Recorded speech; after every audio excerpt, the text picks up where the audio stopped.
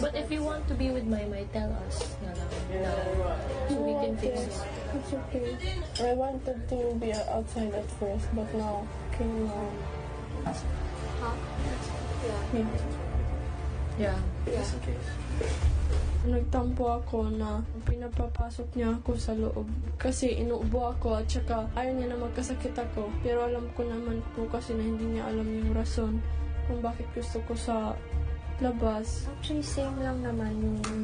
Kaya nga ate, hindi.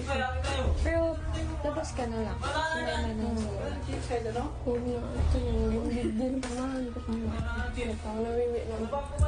Hindi na po ako nagtuloy po kuya kasi takot din po ako na baka kung ano yung sabihin nila sa akin kung ako po yung makapunta dun sa pool area.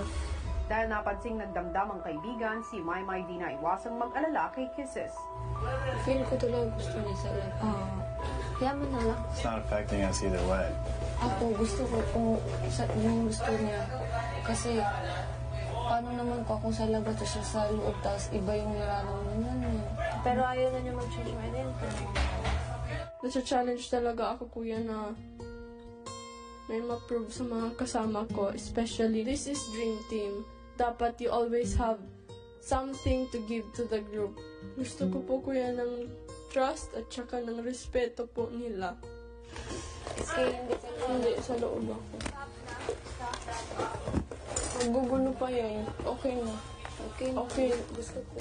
Parang ayaw niya na pausapan. Siyempre ko yun, apektuhan ako, nalungkot ako noon. Kasi alam ko na baka magiging malungkot siya. Kaya, Hindi, ate May, sa loob ako. Sorry.